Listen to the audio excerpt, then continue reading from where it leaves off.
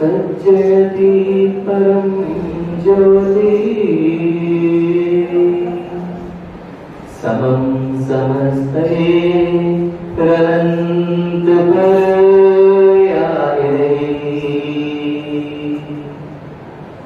दर्पण तलेव सकला प्रतिफलति पदार्थ मालिका यत्र नमो अनंताणं नमो शिशाणं नमो मायिनीयाणं नमो अज्ञायाणं नमो लोये समुद्रस्वापूर्णम्।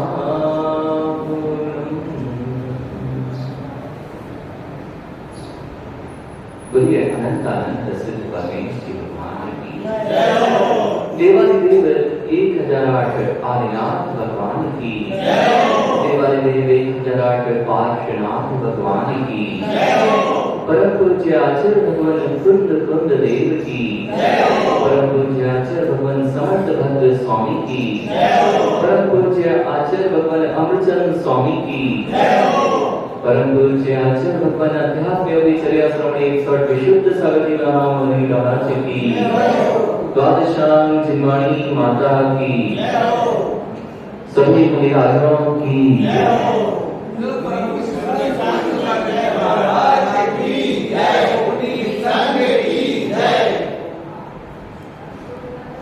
यह है संस्कृति जिसे जगत में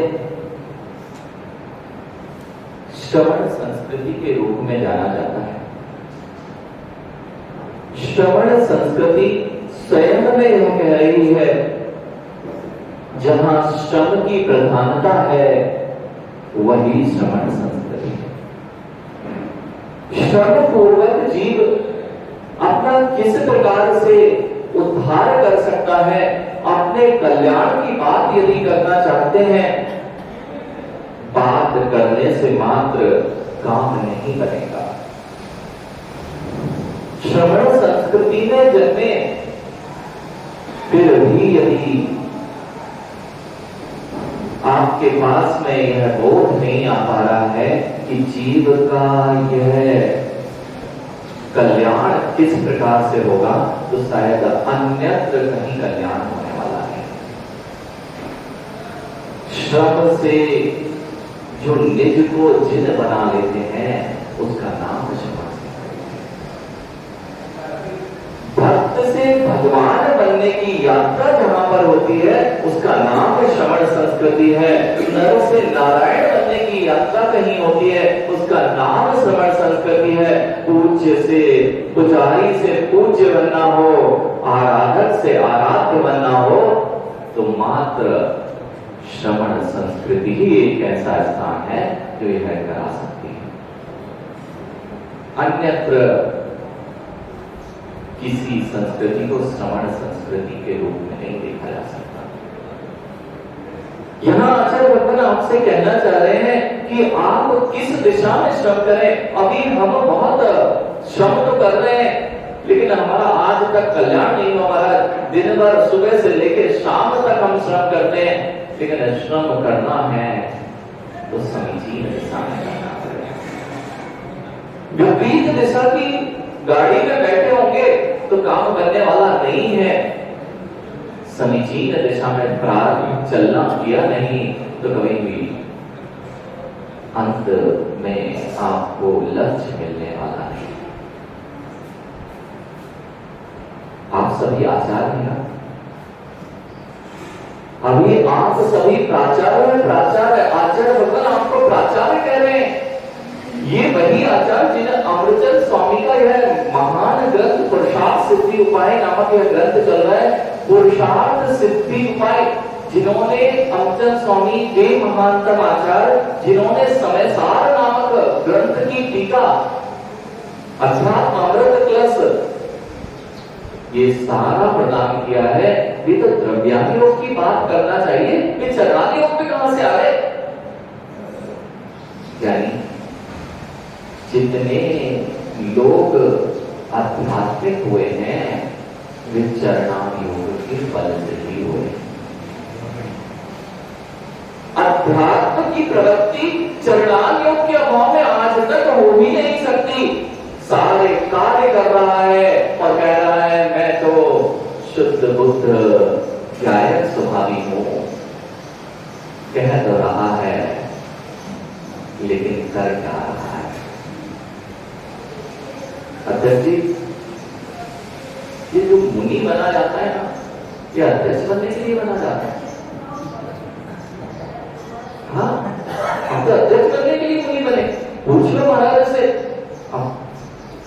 वहां पे वो विशाल तो सोचता है कि अगला पद मुझे मिलने वाला है। हाँ, अगला पद मुझे मिलने वाला है, अध्यक्ष जी का बेटा है तो अगला पद मैं धारण करूंगा अध्यक्ष पद का, और आप भूत हो जाओगे। भूत वाले भी बैठे होंगे यहाँ पे, भूत लोग बैठे कि नहीं? अच्छा, भूत आप ही हो? भूत बिल्कुल सत्य है, भूत सबको एक दिन भूत होना है, लेकिन भूत होने के पहले यह विचार करने देना कि भविष्य आपका कैसा होगा। आज यही आचार्य रामचंद्र स्वामी समझा रहे हैं कि भूत जिनको होना है उनको अपने भविष्य की विचार करना है तो वर्तमान को संभालना पड़ेगा। जिनको अध्यक्ष बनना है चुनाव में खड़े होना पड़ता है, यानी चुनाव में खड़े होकर अध्यक्ष बनोगे तो जरूर भूत हो जाओगे, और जिन धर्म की विजय का मंडल लेके अध्यक्ष बन जाओगे तो कभी भूत नहीं हो पाओगे। अध्यक्ष अंकुर, अध्यक्ष बनना जरूर बनना। एक दिन तो सबको अध्यक्ष बनना चाहिए। बंटी, तुम शामिल हो कि नहीं अध्यक्ष बनने के दौर में?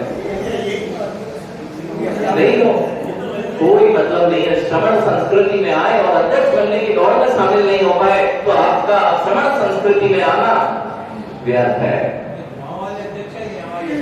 बस यही तो समझना है। आप जिसकी दौड़ में लगे हो, आप जिसके प्राचार्य बने हुए हो, वे अग्रचंद स्वामी कहते हैं तुम्हारी जो दौड़ चल रही है जिसमें तुम एक दूसरे से प्राचार्य बना आचार्य दिखा रहे हो, वह तुम्हारी दौड़ ये वाला अध्यक्ष बनाने वाली नहीं है। अधिधन अक्ष संस्कृत में दो शब्दों से मिलकर बना हुआ है, अधि और धन अक्ष। ये दो शब्द, अक्ष का अर्थ होता है आत्मा, अधि उपसर्ग पूर्वक अक्ष, अधि ई और आ ये मिलकर या बनता है। संधि में ई और आ मिलकर या बनता है। अधिधन अक्ष, अध्यक्ष, अधि अर्थात निकटता, जो अपनी आत्मा के निकट है उनका नाम अध्यक्ष है। किसी को अध्यक्ष करना है? अभी तक तो महाराज मंदिर के ट्रस्ट के अध्यक्ष, बड़ी संस्थाओं के अध्यक्ष बनने की बात जब करो तो अभी बात करते हैं। आप जैसा अध्यक्ष बनने में कुछ मिलेगा नहीं। कहीं और का अध्यक्ष बनेंगे तो कुछ मिलेगा, पेट भरेगी, लेकिन वो अध्यक्ष भरेगा। अध्यक्ष बनोगे, वहां के अध्यक्ष बनोगे तो नियम से खाली हो जाओगे। बेटी, अध्यक्ष बनना है, अध्यक्ष बनना है तो बिना किसी कमंडल के कोई अध्यक्ष नहीं बन सकता। आप तैयार करो, कितने लोग हैं और इसकी तैयारी को अभी से करना पड़ेगी। आप सोचो, भोजन बनाते ऐसी कौन सी मां है इतने वर्षों से भोजन बनाते हुए कभी जली ना हो? कोई एक आध मां ऐसी है जो कभी जली ही ना हो? भैया, बंटी भैया, अगर बिजली वाला ये काम कर रहा था और वो बिजली वाले से पूछना, वो बिजली की फिटिंग करता है, कभी उसको करंट ना लगा, संभव है? वो आज कांच के टुकड़े आपके रास्ते में पड़े हुए थे, जब जंगल गए तो हम जहां नेहार के लिए गए थे वहां भी कांच का टुकड़ा पड़ा हुआ था। कांच का टुकड़ा पड़ा, मैंने कहा देखो एक कांच को बड़ा सावधानी से उठा के इधर से उधर रख दो। क्यों? थोड़ी सी सावधानी हटी और कांच का टुकड़ा, कांच के बीच में लगे हो, कांच जैसे उठाया थोड़ा सा टुकड़ा लगेगा तो हाथ में से रक्त बहेगा कि नहीं बहेगा?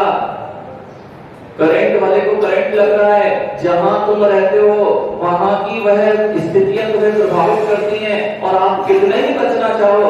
वहां पे विचार आया जब कांच का टुकड़ा पड़ा था, मैंने कहा अपन कितने सावधानी से एक कांच को इधर से उधर रखना चाहते हैं, लेकिन जो कांच की दुकान में काम कर रहा है वह सावधानी रखते हुए भी कांच की घात से बच नहीं पाता।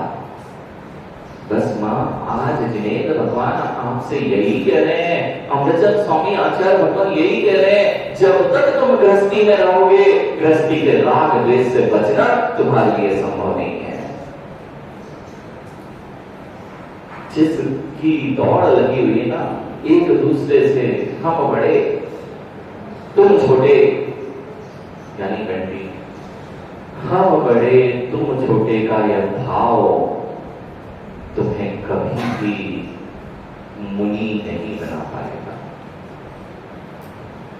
मुनि नहीं बना पाएगा ये कहें, या आचार्य नहीं बना पाएगा ये कहें, क्योंकि जिसका आचार्यत्व चल रहा है वह आचार्य भगवान कह रहे हैं, हे पापों के प्राचार्यों, किसमें दौड़ लगी हुई? हम दुकान चला रहे हैं, हम गृहस्थी चला रहे हैं, उन्होंने 2 बात कही है, हम 4 बात सुनाने के लिए तैयार हैं। उसने हमसे ऐसा कैसे बोल दिया?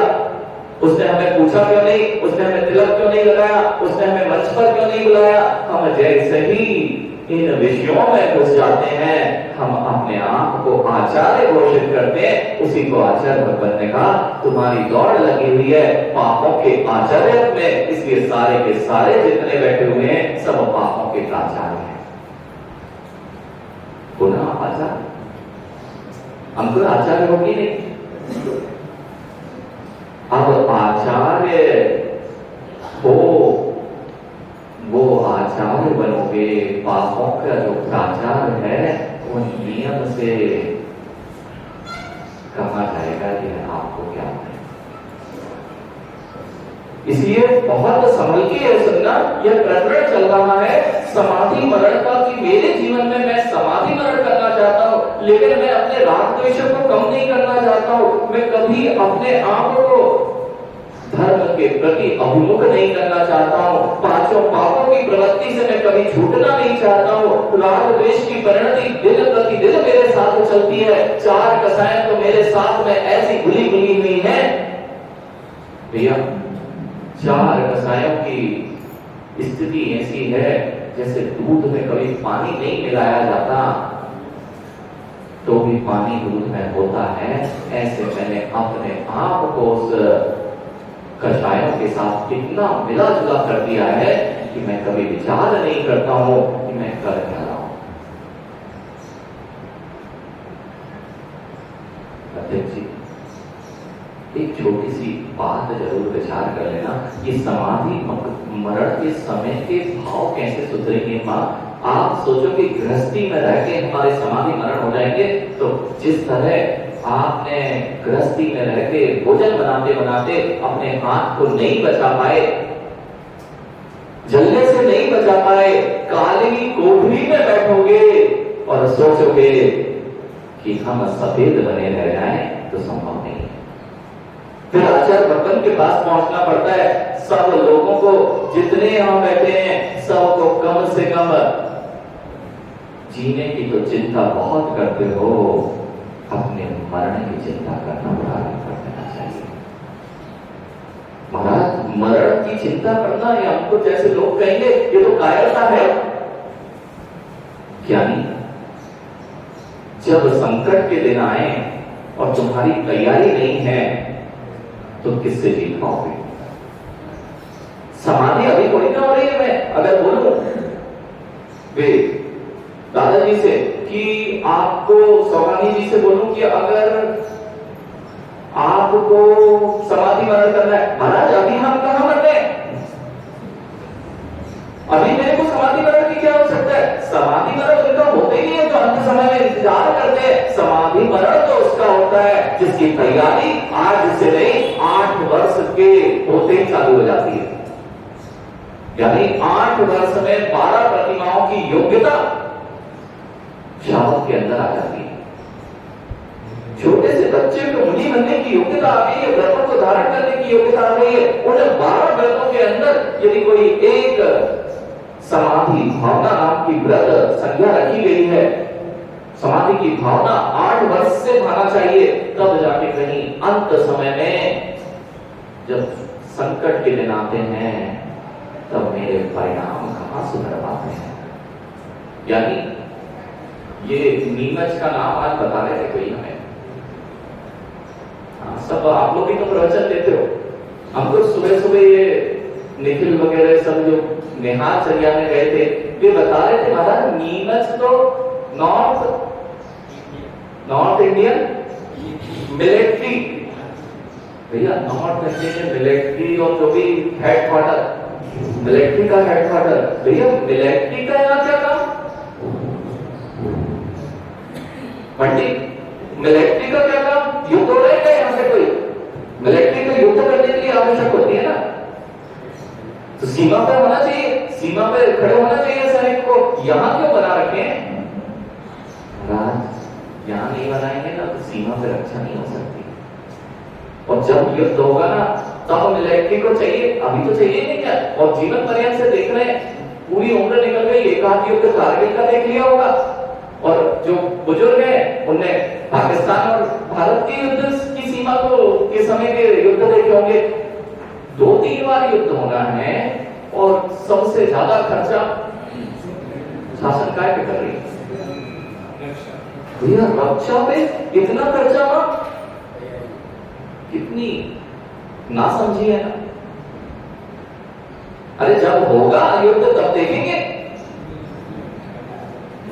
ऐसे ही होना चाहिए ना भट्टी, ऐसे ही तो कब चलेगा? जब युद्ध होगा तब तो खर्चा करें। अभी कितने बेवकूफी वाला काम कर रहे हैं लोग, मूर्खता वाला परिणाम है कि यह उस जगह पे खर्च कर रहे हैं जब कुछ सामने दिख ही नहीं रहा। युद्ध तो वर्षों वर्षों से दिखाई नहीं दे रहे हैं। भैया युद्ध हो और उस दिन सैनिक तैयारी करे तो युद्ध की आवश्यकता ही नहीं पड़ेगी, कोई भी आक्रमण कर जाएगा और चढ़ बैठेगा।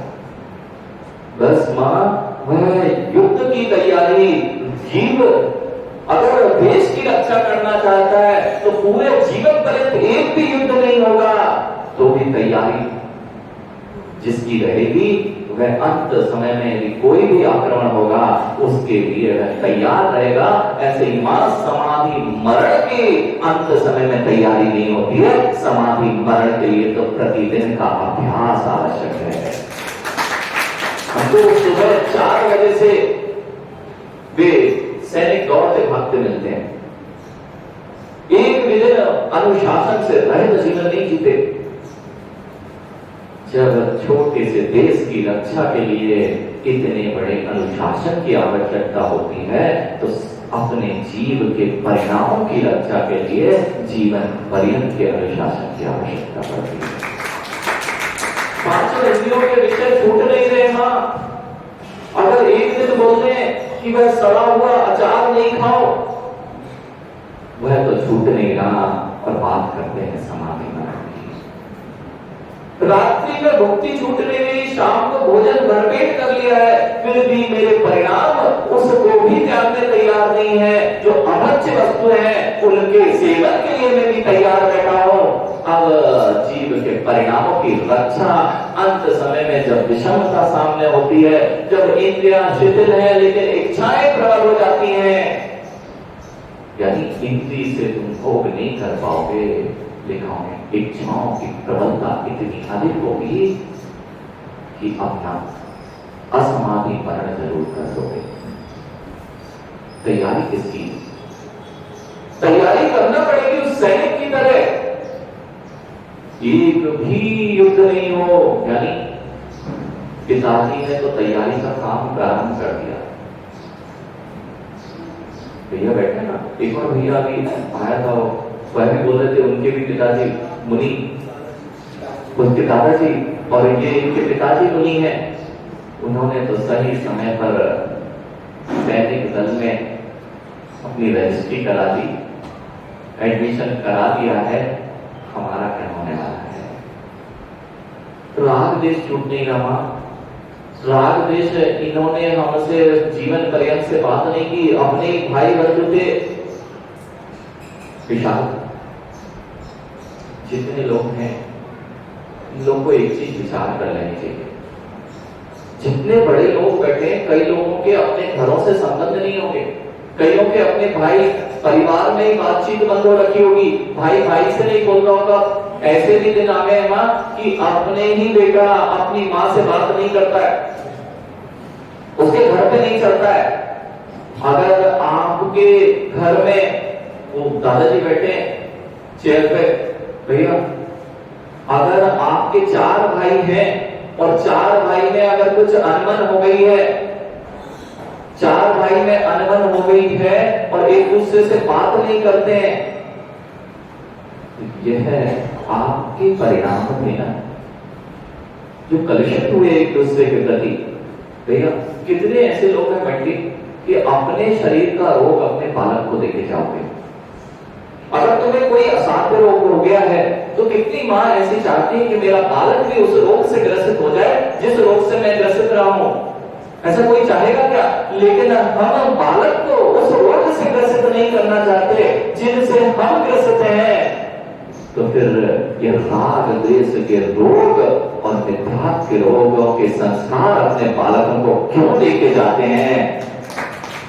हमारी बात नहीं हो रही थी, बेटा उनके यहां मत जाना, उनसे हमारे संबंध नहीं है, उनकी बात नहीं करना। उन भाई भाई है, चाचा ताऊ है, बेटों को संस्कार दिए जा रहे हैं कि भैया अमुक स्थान पे नहीं जाना। अब तो इतनी बड़ी बात हो गई, अब तो भाई भाई की क्या बात है। जो धर्म आपको एक रूप में पिरोने वाला था, अब उसी में 4 भाइयों में से 2 भाई किसी और मंदिर जाते हैं और 2 भाई किसी और मंदिर की तैयारी करते हैं। अब तुम मंदिर में भी राग द्वेष करने खड़े हो तो फिर तुम्हारा समाधि मरण कैसे होने वाला है? द्रव्यान योग करने से कभी समाधि मरण नहीं होगा, द्रव्यान योग को जीने से समाधि मरण होगा। बंटी ध्यान रखना, मंदिर में भगवान नहीं दिखते, भगवान नहीं दिखते, गुरु नहीं दिखते, हमारा मंदिर दिखता है। ये मंदिर है तो इस मंदिर जाएंगे, नहीं है तो हमारा मंदिर अलग है, वहां जाएंगे। अभी तुम्हारी कोई विशुद्धि नहीं है, अशुद्धि बढ़ चुकी है, इसलिए भेद करते जा रहे हो और भेद से रत्नात्रय की सिद्धि नहीं होती है। भेद विज्ञान से अभेद की ओर जो बढ़ता है उसके कल्याण का मार्ग प्रशस्त होता है। कितने लोग हैं भैया कि अपना रोग अपने बच्चों को देके जाओ? बिल्कुल नहीं देके जाना। यानी बस यही तो महावीर भगवान सिखा रहे हैं आपसे, रोग अपने बच्चों को नहीं देना। ऐसे ही तुमने मिथ्यात्व का सेवन कर लिया हो, पर महारोग है, अपने बच्चों को तो कम से कम वहां पर मत भेजो जहां पे तुम जानते हो कि मैंने ग्रहण कर लिया था। उन राग द्वेष कषायों को तो मत देके जाओ जो उसको एक भाव में नहीं अनंत भाव तक पीड़ित करते रहेंगे। ऐसे राग द्वेष सिखाकर, शत्रुपना सिखाकर जाओगे तो कभी भी अपने बच्चे के कल्याण में आप सहयोगी नहीं बनोगे। पहले तो स्वयं में भी जीना पड़ेगा। निर्णय कर लेना क्या नहीं। हमको देखो, ये बुजुर्ग लोग हैं, ये तो जैसे पेड़ होता है ना, ये सब जानते हैं। जो हम सुना रहे हैं, कई यहाँ बैठे हुए सब विद्वान है, सब जानते, महाराज बहुत अच्छा सुना रहे, ऐसे कई मुनि आचार्य आके सुना के गए, लेकिन हम तो जे हैं जैसे हैं वैसे। बस युवाओं, तुम्हारे हाथ में अंदर डोर है, यह डोर कैसे ले जानी है सुरक्षित करके, ये आज से निर्धारण करना पड़ेगा। एक छोटी सी बात करके अपना समय पूर्ण हो चुका है। यानी अपना जीवन कैसा जीना चाहते हो, यह बात तो सब निर्धारित करते हैं, लेकिन अपना मरण कैसे होगा इसकी और किसी की नहीं चिंता है। जीवन की चिंता है जिसकी अनियतता है। अध्यक्ष जी, जीवन की नियतता है क्या कोई? लेकिन जीवन की देते हैं। और जिसकी नियमता है उसको और कभी ध्यान ही नहीं देते।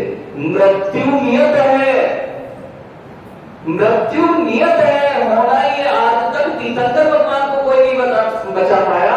मृत्यु तो नियत है, लेकिन जीवन नियत नहीं है। अनियत के पीछे तुम अपना पूरा समय निकालते रहो, जो नियत है उसकी ओर दृष्टि ही नहीं करते। और इन युवाओं से बोलो कि बेटा धर्म कर लो। अरे महाराज अभी थोड़ी ना करने के दिन है, अभी थोड़ी ना सत्या करने के दिन है, अभी थोड़ी ना प्रवचन सुनने के दिन है। इसलिए तो जहां पर पार्टी होगी वहां पहुंच जाते हैं, लेकिन प्रवचन के लिए तैयार नहीं होते।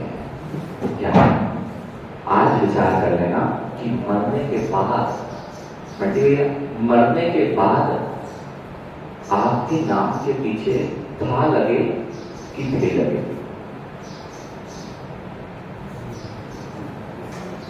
यानी हमको अपना जीवन ऐसे जीना कि अंत में मरण के पश्चात, भूत होने के बाद, अध्यक्ष जी, भूत अध्यक्ष जी, भूत होने के बाद आपके अध्यक्ष था कि अध्यक्ष थे।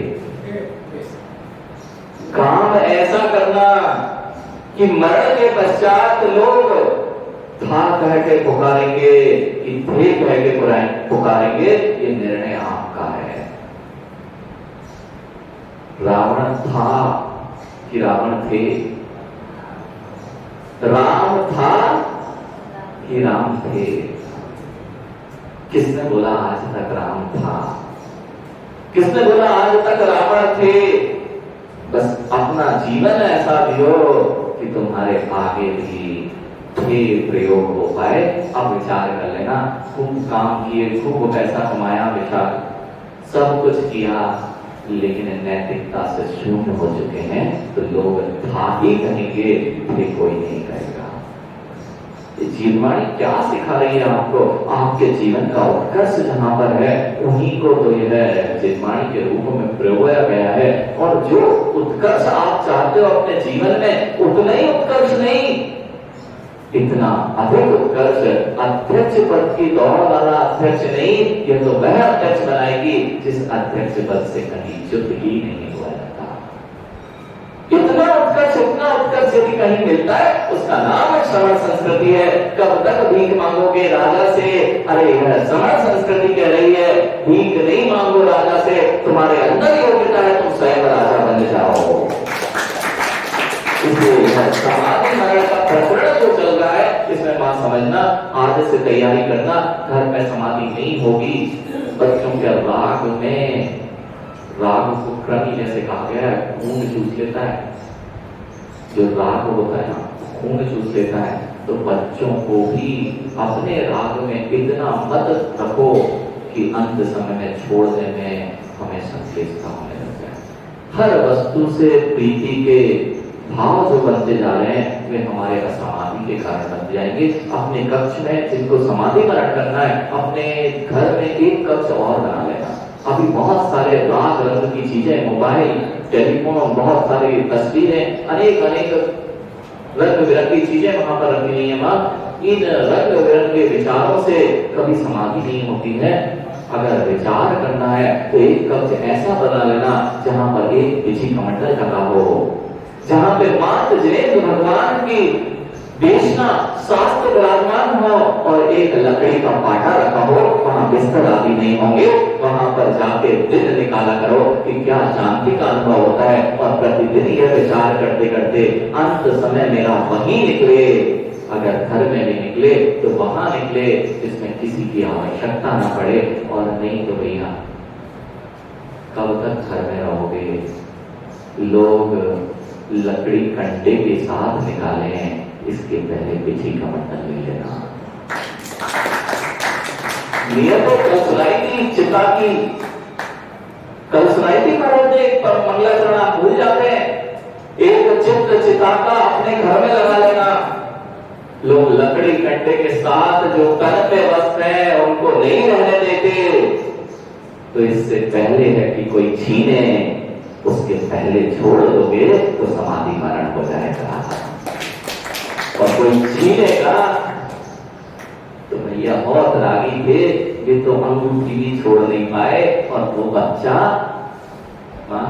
ऐसे भी लोग हैं, अंत समय में भी उनके त्याग के परिणाम नहीं हुए और बच्चों ने फिर उंगली काट के अंगूठी निकाली मरण के पश्चात। भैया उंगली कटवाओ, वो तो तुम बचोगे ही नहीं, लेकिन दे लोगे, देखे तो जाना ही है, लेके कुछ नहीं जाना है। ऐसे परिणाम करके मत जाना, ना तो मंदिर का राग काम आएगा, ना गुरु का राग आएगा, ना कृष्ण के पद काम आएंगे। और इन पदों के नाम पर हम कितने राग द्वेष कर जाते हैं, चला धर्म के नाम पर अधर्म करते हुए कुगतियों में, नरक गतियों में चले जाते हैं। इसलिए इन परिणामों को संभालें। इन्हीं मंगल भावनाओं के साथ बोलिए अच्छा प्रवर विशुद्ध सागर जी महामुनि राज जी की